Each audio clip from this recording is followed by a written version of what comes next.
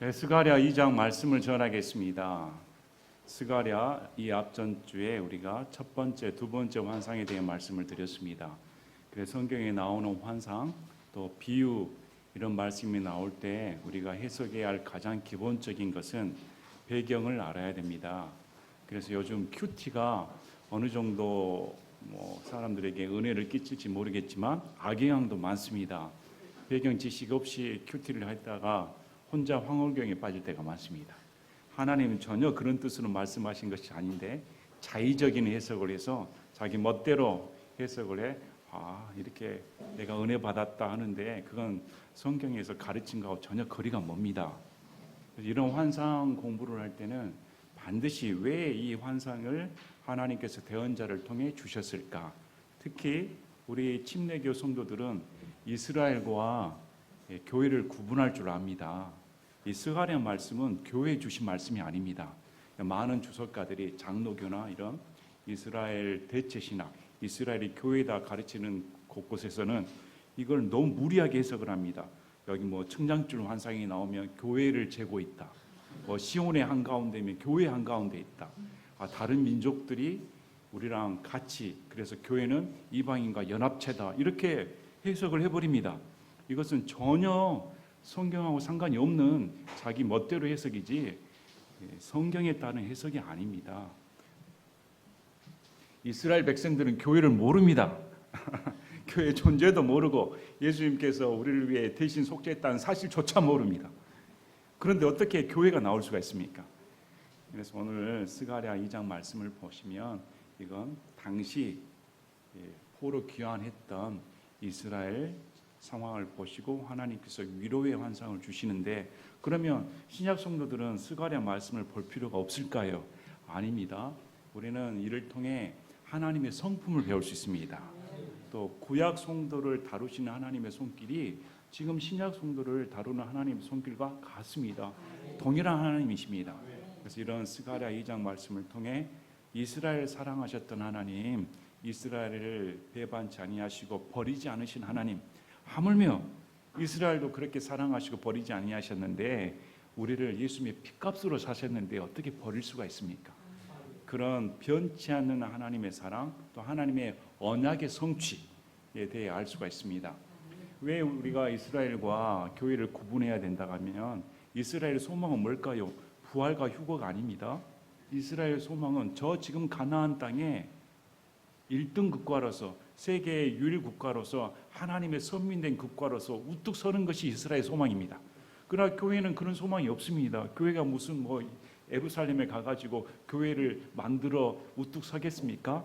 우리의 소망은 뭘까요? 부활과 휴거입니다. 전혀 이게 소망 자체가 다릅니다. 그래서 이런 스가랴 말씀을 통해 이스라엘 백성에 준 소망이 무엇이었을까? 또 아울러 그 소망이 신약 성도인 우리에게 어떻게 성취되고 있는가? 역사를 보는 관점을 볼 수 있는 눈이 열리셔야 됩니다. 그러면 이 스가랴 2장 그 환상 말씀이 그렇게 어렵지 않습니다.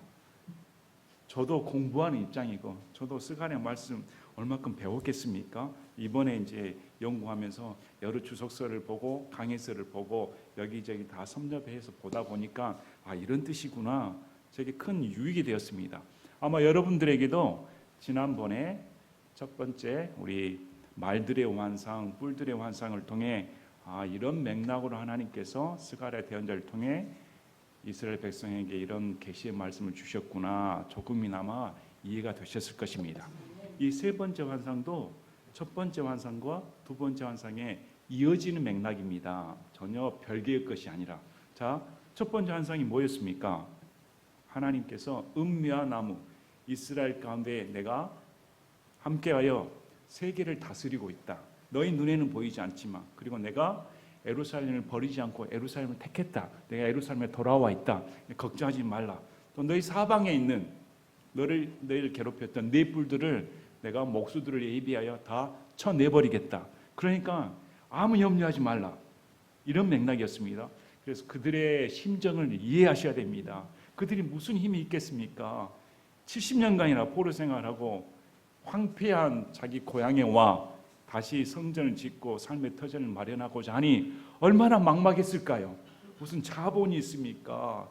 이웃이 있습니까? 손 이웃도 어떻게 하면 저것들이 세력을 키우나 조금이나마 꿈틀거리면 와서 짓밟아버리는 원수들이 가득 차 있는데 그들의 마음에 무슨 군대가 있습니까? 힘이 있습니까? 오로지 신앙밖에 없는데 그 신앙조차 회복이 되지는 않았습니다. 먹고 사는데 급급했습니다. 이렇게 지리멸렬한 자포자기 심정에 빠진 이스라엘 백성에게 하나님께서 학계 대언자를 통해 스가랴 대언자를 통해 위로의 말씀을 주시고 성경 재건을 할 수 있는 동료의 말씀을 주십니다. 권면의 말씀을 주시면서 자, 하나님 입장에서 생각해 보셔야 됩니다. 하나님은 현 시점만 보시는 것이 아닙니다. 예루살렘의 지금의 형편을 보는 게 아니라 먼 미래의 시점까지 이미 앞당겨서 보시고 계십니다. 그 시점이 천년왕국입니다. 천년왕국 때 예루살렘이 회복이 되고 모든 민족 가운데 우뚝 서는 민족이 되며 이스라엘이 온 세상을 지배하는 민족이 되고 앞으로 더 나아가 새하늘과 새 땅에 새 예루살렘 도래한 것까지 미리 다 보시고 말씀해 주십니다. 그런데 이스라엘 백성은 현 시점밖에 보이지 않죠. 지금 내가 먹고 살기 바쁜데 언제 1000년 후, 2000년 후, 3000년 후까지 볼 수가 있습니까? 이것이 우리와 똑같습니다. 우리도 현 시점만 봅니다. 이제 내 몸이 아픈데, 이제 내 상황이 이런데, 막막한데, 예수님 믿는다고 해도 잘 풀리지 않는데, 이런 현 시점만 눈에 보이는 것에 연연할 때가 많죠. 근데 하나님께서는 현 시점이 우리만 눈에만 보는 게 아니라 우리의 먼 미래의 모습까지 보시고 말씀하십니다. 먼 미래에 하나님의 영광에 동참하여 우리가 예수 그리스도와 함께 왕노를 하는 그것까지 미리 다 말씀해 주시고 우리에게 소망의 말씀을 주십니다. 그런데 우리 인생이 눈에 보이는 것에 연연하지 않습니까? 먼 미래의 말씀은 묘연하고 그거야 뭐 나중에 성취될 것이지 이제 지금 내 형편이 풀려야 되는데 그래서 아무리 믿음이 좋은 사람도 자포자기 빠질 때가 많습니다. 우리 믿음이 그렇습니다.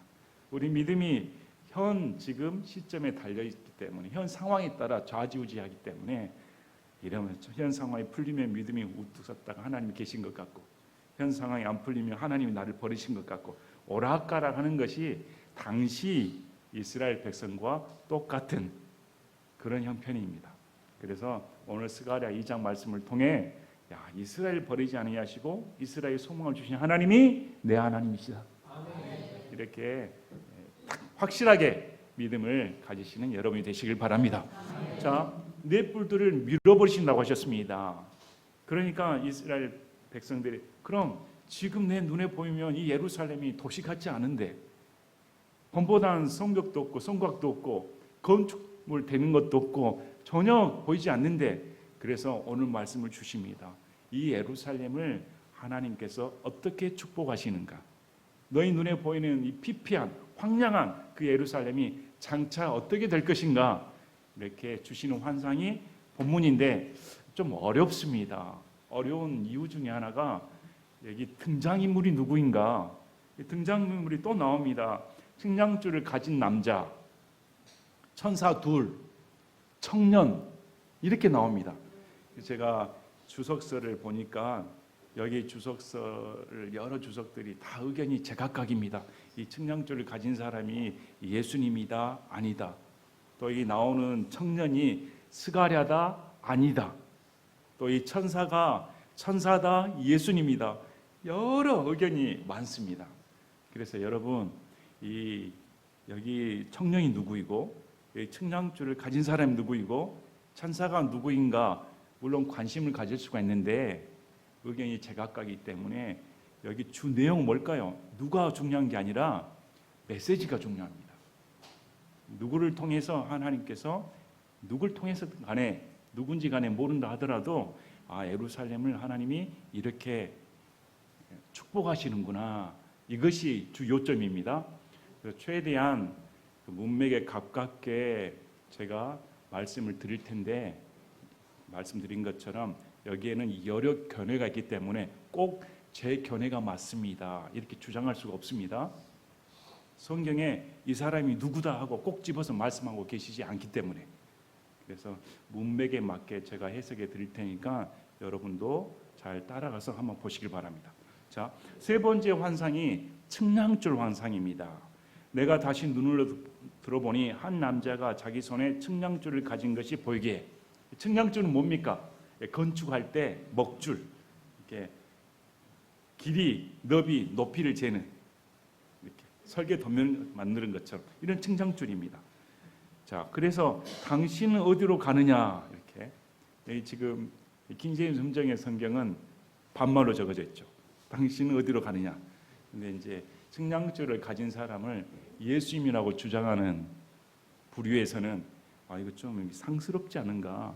그래서 당신은 어디로 가십니까? 이렇게 해야 말이 되지 않나 이렇게 주장하기도 합니다. 예수님께 반말할 수는 없잖아요.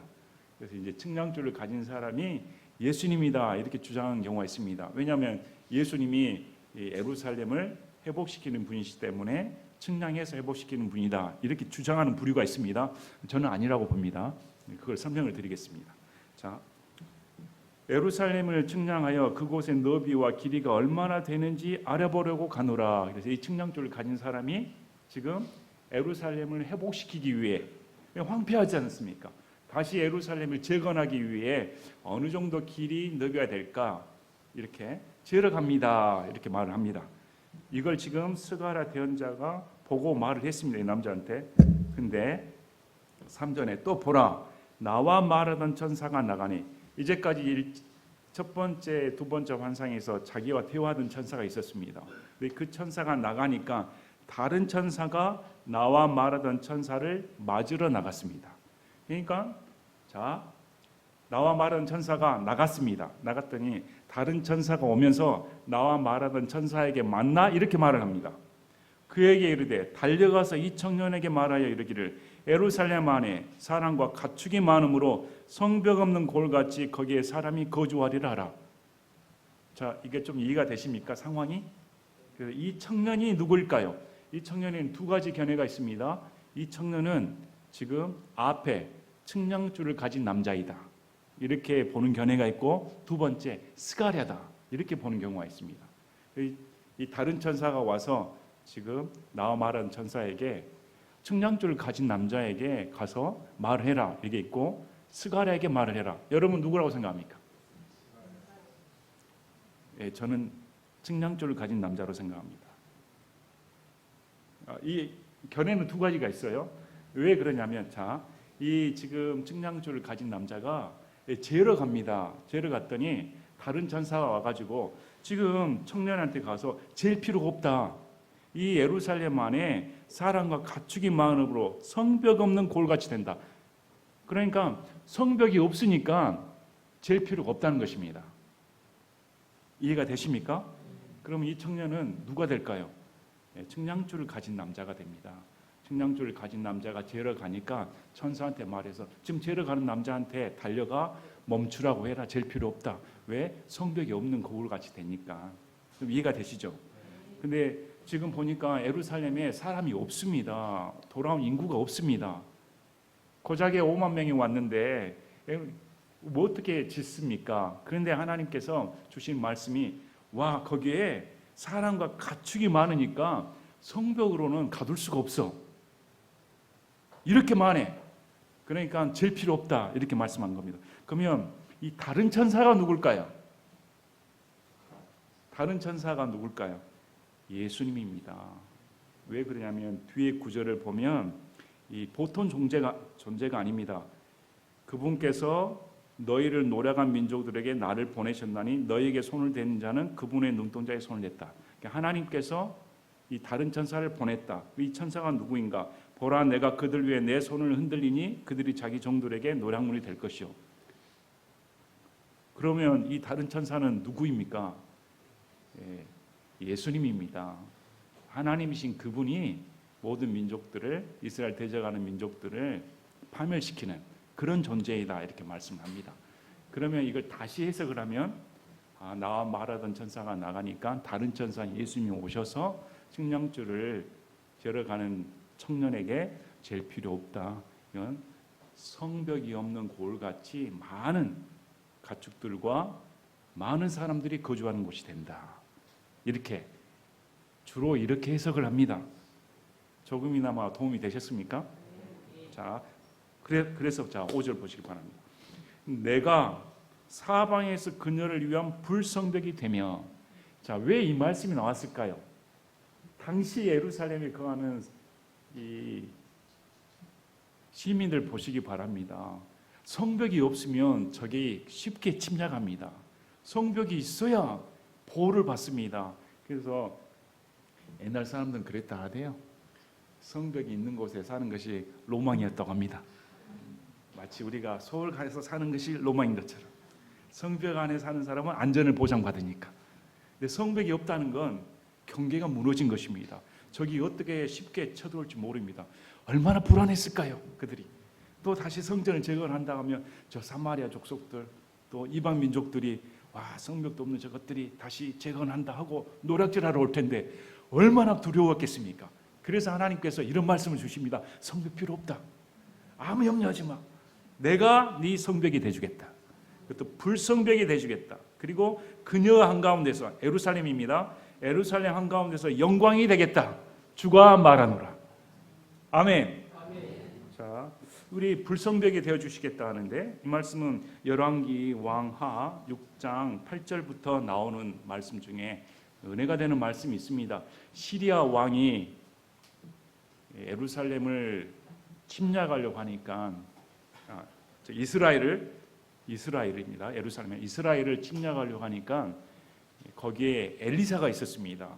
엘리사가 다 알아버리니까 엘리사가 거하는 도시를 알고 시리아 왕이 큰 군대를 보내고 말을 보내어 그 도시를 에워싸버립니다.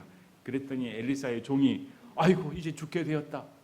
벌벌벌 떠니까 엘리사가 하나님께 기도해 이렇게 말하죠. 종에게 저 숫자를 보고 두려워하지 말라. 저보다 우리를 둘러싼 수가 더 많다. 참 놀랍지 않습니까?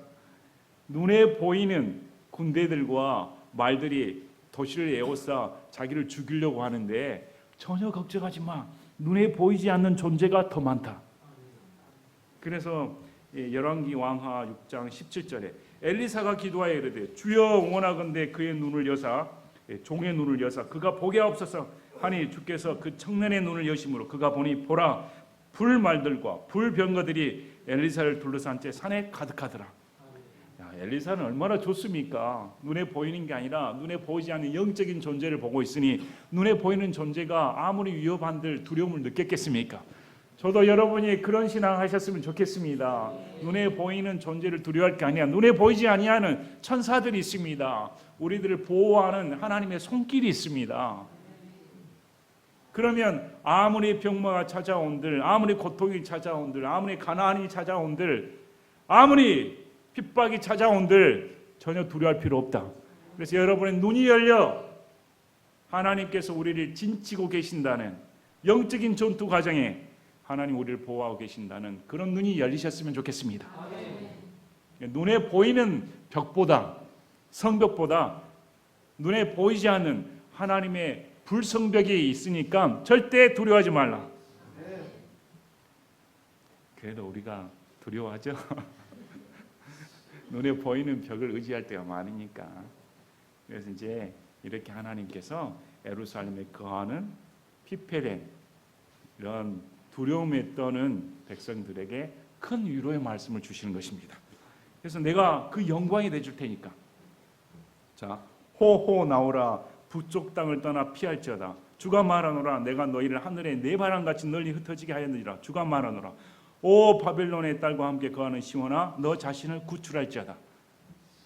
고작 5만 명이 귀환했습니다. 대다수는 저기 북쪽 지방에 바빌론 지역에 다 살고 있었습니다. 포로 생활 이후에 페르시아 왕 이후에 귀환의 명령이 떨어졌음에도 불구하고 자신들의 삶의 터전이 바빌론 지역이기 때문에 거기에 머무는 대다수의 이스라엘 백성들이었습니다. 근데 하나님께서 거기서 귀환해라 나오라 이렇게 말씀을 하십니다. 왜? 바빌론에 멸망당하니까.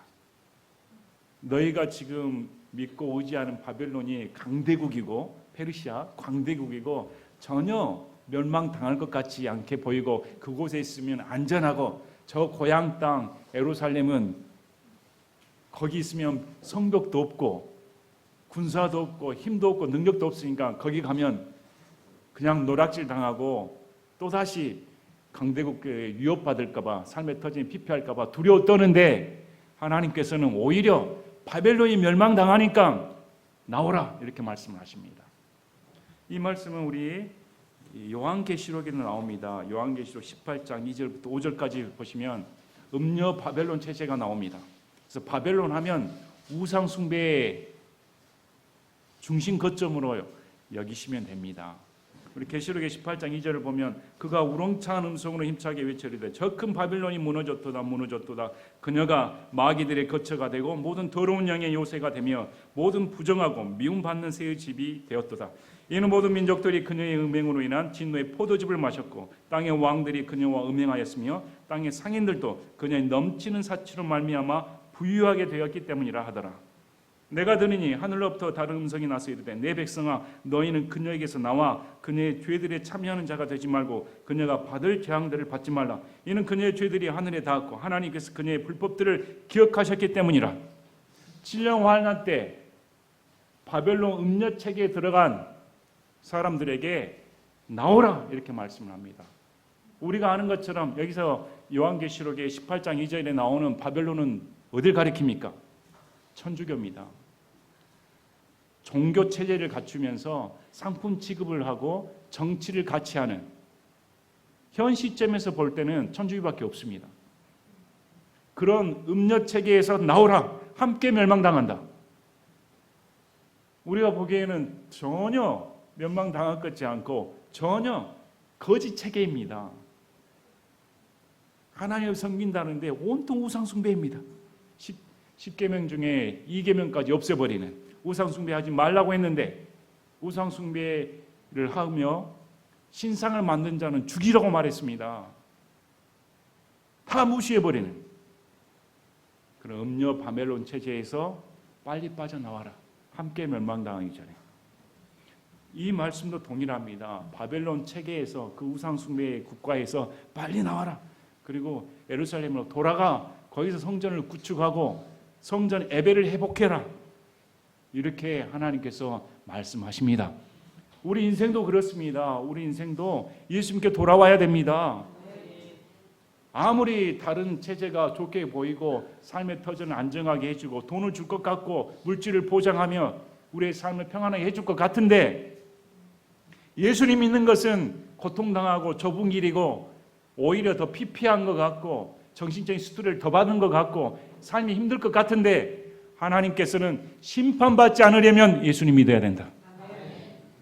빨리 빠져나오라 이렇게 말씀을 합니다.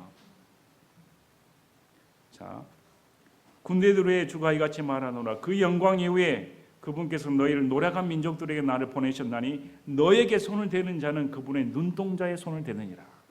와, 이 예루살렘 백성에게 이 하나님께서 예수님의 말씀을 합니다. 내가 모든 민족들을 쓸어버릴 텐데 그러면 너희가 하나님께서 예수님을 보내셨구나 알게 된다. 왜? 너에게 손댄 자는 하나님의 눈동자에 손을 댔다. 여러분, 신체에 중요한 부위가 있습니다. 손도 중요하고 발도 중요합니다. 근데 손가락에 가시 하나 박혀 보시기 바랍니다. 아파라. 온몸에 전율을 느낍니다. 이 손가락이 뭐라고, 이 끝에 이 가시 조그만 것만 박혀도 나 못 살겠다 하는데, 눈동자는 어떻습니까? 눈동자에 조그만 이물질 들어가도 눈물이 줄줄줄 나오고 거칠거칠해서 견딜 수가 없습니다. 눈동자는 신체의 가장 중요한 부분입니다. 민감한 부분입니다. 그런데 하나님께서 우리 신체 중에 가장 중요한 부분의 하나인 눈동자다, 이렇게 말씀을 합니다. 그건 어쩔까요? 이스라엘은 내 눈동자다. 너무나 소중한 존재다. 그러니까 이 소중한 존재를 건드는 자는 내가 가만두지 않겠다. 이 말씀은 신명기 32장 10절에도 나옵니다. 신명기 32장 10절에 그분께서 그를 사막 땅과 또 피피하며 짐승이 울부짖는 광야에서 찾으시고 그를 인도하시며 가르치시고 자신의 눈동자같이 지키셨도다. 야곱 곧 이스라엘을 하나님께서 눈동자같이 지키셨다. 또 시편 17편 8편에는 시편 기자가 이렇게 말씀을 합니다. 나를 눈동자같이 지키시고 주의 날개들 그늘 밑에 숨기사. 하나님께서 나를 눈동자같이 지켜주시길 바랍니다. 이렇게. 여러분, 우리는 누구입니까? 물론 우리도 하나님의 눈동자처럼 하나님께서 여기십니다. 그러나 아주 정확한 표현은 뭘까요? 예수님의 몸의 지체입니다. 예수님의 몸에 속해버렸습니다. 그러니 어쩔까요? 이미 예수님의 몸인데 우리 자신이. 그래서 우리를 손댄 자는 예수님을 손댄 자입니다. 사도 바울에게 다마스쿠스 도상에서 말씀하신 예수님의 음성을 들어보시기 바랍니다. 왜 나를 핍박하느냐? 성도들을 핍박했는데 왜 나를 핍박하느냐? 왜 그럴까요? 성도들이 예수님의 몸이니까. 우리가 예수 그리스도를 믿으면 예수님의 몸이 된 것입니다. 우리를 손대는 자는 조심해야 됩니다. 항상 말씀드리죠. 못 모르고 떠드는데, 못 모르고 건드는데 우리는 예수님의 몸입니다. 아멘. 좀 자부심 좀 가지시기 바랍니다. 예수님의 몸에 속했는데 왜 세상 사람 부러워하고 왜 세상보다 더 절망에 빠지고 왜 모든 것을 잃은 것처럼 하나님이 없는 것처럼 그렇게 사십니까? 좀 당당하게 어깨를 펴고 가슴을 활짝 펴고 자신감을 갖고 와 예수님의 몸에 속했다. 하나님께서 나를 이렇게 사랑하시고 지켜신다. 이게 좀 탁 펴시고. 그래서 이스라엘 백성이 이런 소망의 말씀을 듣고 용기를 얻었던 것처럼 우리도 와 그렇다 이렇게 설교를 해도 몇 분 갈지 모르겠습니다. 몇 분 갈지는 모르겠습니다. 자, 보라 내가 그들 위에 내 손을 흔들리니 그들이 자기 종들에게 노략물이 될 것이요 그러면 군대들의 주께서 나를 보내신 줄을 너희가 아니라. 그래서 너희를 괴롭히는 민족들 하나님께서 다 멸해버린다.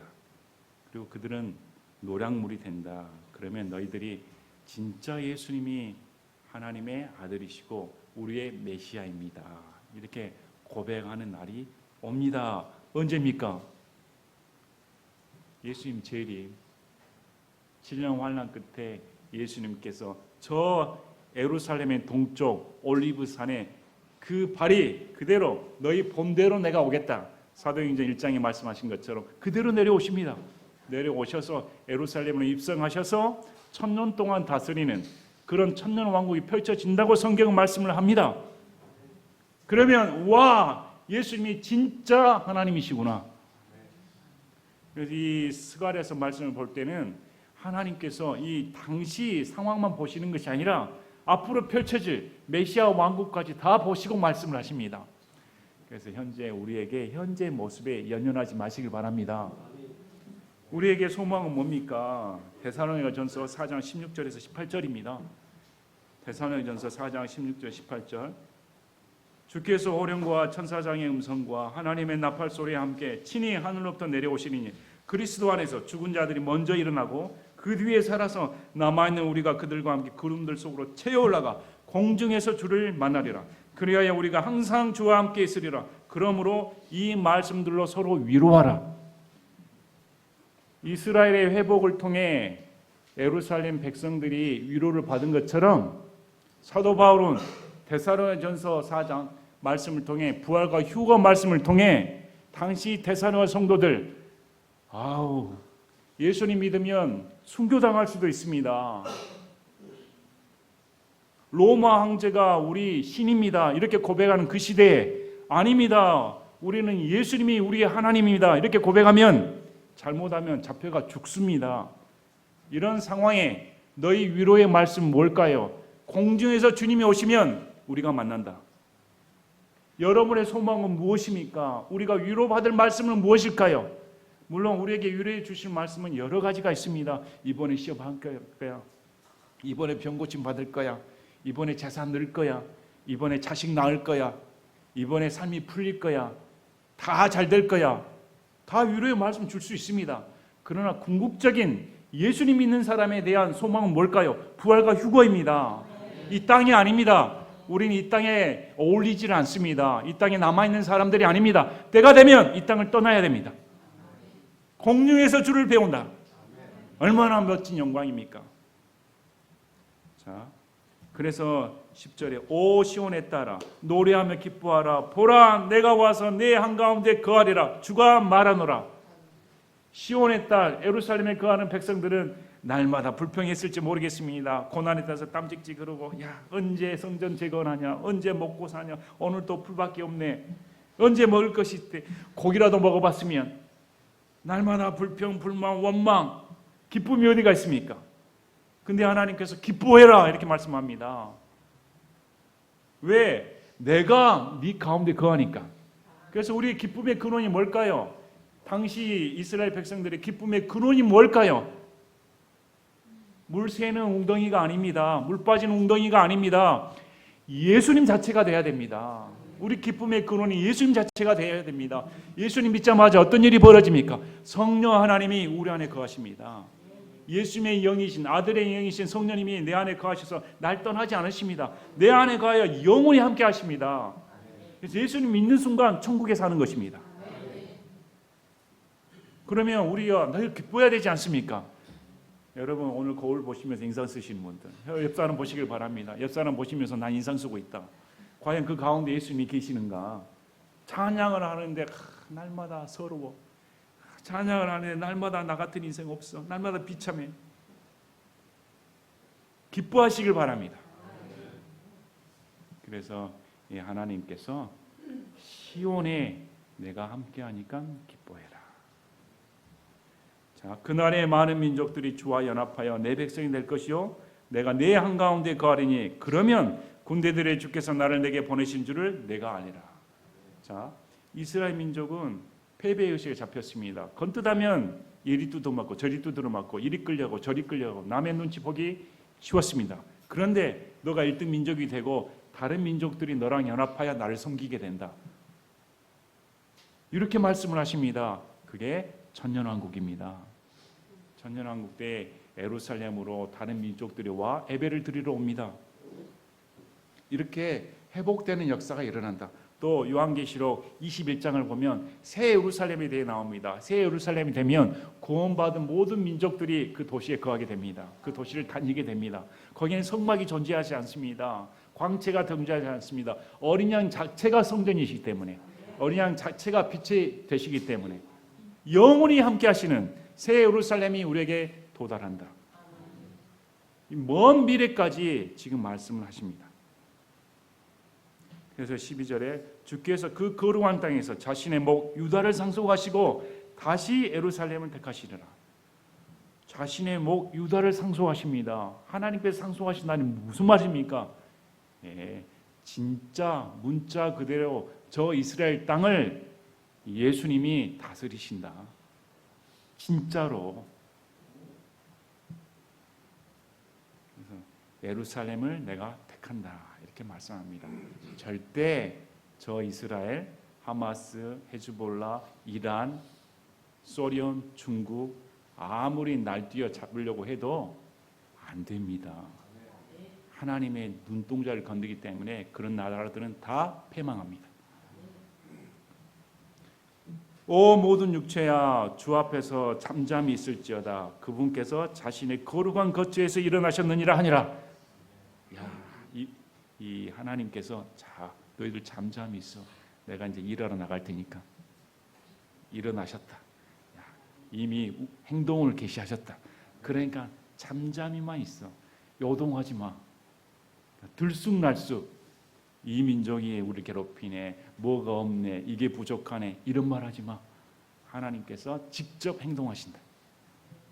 그래서 오늘 스가랴 2장 말씀을 보니까 당시 상황에 빠진 이 예루살렘에 있던 백성들이 이 스가랴 대언 말씀을 통해 얼마나 큰 위로를 받았을까요?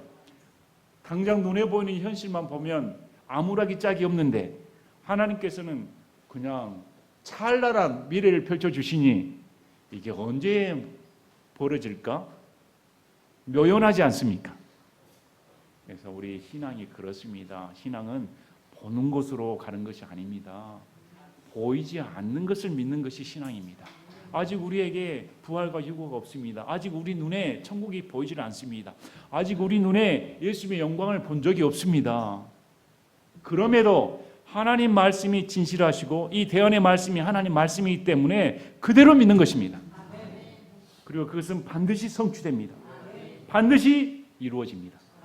저와 여러분이 새 예루살렘의 영광 가운데 살 때 어떤 모습일까요? 이런 모습 보시길 바랍니다. 지금 봐두시길 바랍니다. 이런 모습 없으니까. 지금 옆모습 보시길 바랍니다. 이런 모습은 볼 수가 없습니다. 새 예루살렘에 있었을 때 옛날에 꾀재재한 한제석은 존재하지 않습니다. 그런 내 모습이 아닙니다. 진짜 그리스도의 몸과 같은 영광스러운 몸으로 변화되어 전혀 흠도 없고 점도 없고 죄 자체가 없는, 죄의 속성 자체가 없는 그런 몸으로 변화됩니다. 얼마나 큰 영광스러운 날입니까? 그런데 우리가 불만하고 불평하고 원망하고 내 삶을 저주하다니요. 그래서는 안 됩니다. 우리가 왜 십자가의 복음을 믿습니까? 우리가 십자가상에서 우리 죄를 고백하는 이유가 뭡니까? 하나님께서 나를 위해 예수님을 보내신 줄 알기 때문에, 하나님께서 내 헌물이 되어주시기 위해, 내 죄의 헌물이 되시기 위해, 화병 헌물이 되어주시기 위해 그분이 직접 내려오셔서 내 대신 십자가에 달리신 걸 알기 때문에, 그걸 믿고 우리가 하나님의 자녀가 되어 하나님의 영광스러운 가운데 거하게 되었다. 그래서 이스라엘 백성 가운데 거하시는 하나님이 더 그들의 기쁨의 근원이 될까요? 신약 성도들이 더 기뻐해야 될까요? 여러분, 신약 성도들은 우리 몸 자체가 성전입니다. 이 구약에 있는 이스라엘 백성과 상대할 수가 없습니다. 구약의 이스라엘 백성은 제사장 체계입니다. 근데 신약은 우리가 제사장입니다. 우리가 염소의 피, 황소의 피를 들고 갑니까? 예수님의 피를 힘입어 단번 지성소로 들어가 버립니다. 아예 급이 다릅니다. 그런데 우리가 더 큰 위로를 못 받고 더 절망 가운데 있다 가면 한심한 노릇 아닙니까? 우리가 복음의 말씀을 듣고 위로의 말씀을 듣고, 야, 우리를 눈동자보다 더 귀하게 여기시는 하나님의 손길을 잊지 마시고, 당시 시온의 사람들이 이 메시지를 듣고 기뻐했을 것입니다. 우리랑 함께 하시는 하나님의 위로의 말씀을 듣고 마찬가지로 저와 여러분이 더 기뻐하시기를 진심으로 바랍니다. 제가 기도하고 마치겠습니다.